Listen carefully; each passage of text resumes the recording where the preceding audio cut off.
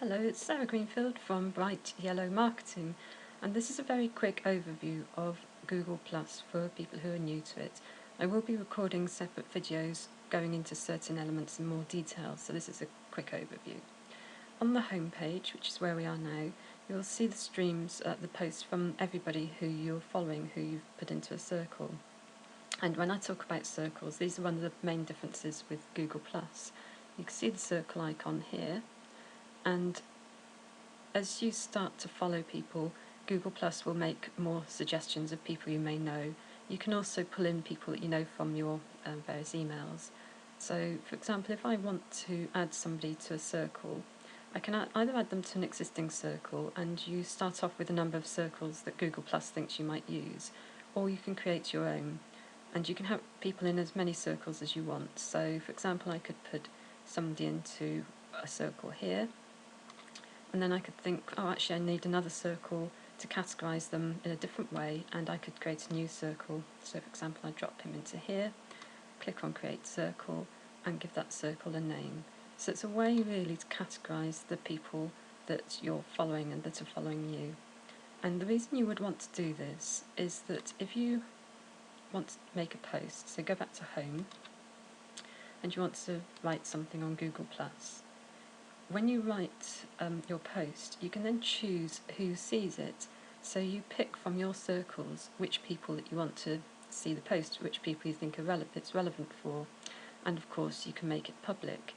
You can choose to make the post private. You can just delete all these, and for example, if you wanted to do a post just to one person, you could just type hello and put plus sign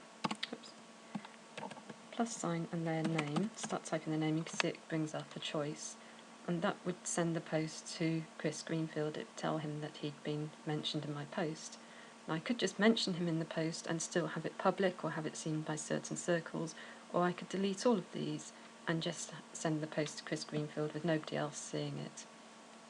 As you can see, you can also add photos, video and link. You have the option to add your location, which I don't tend to do for privacy reasons, but the option's there.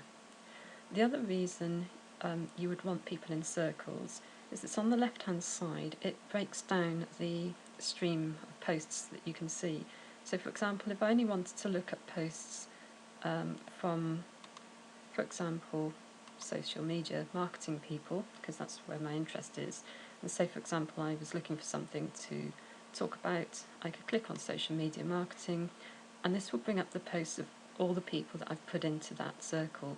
So it means that when you're on Google+, you can choose what sort of information you're reading, what you're looking at, depending on what you're doing at that time. Notifications tells you who has given you a +1, who's commented, who's added you to Google+.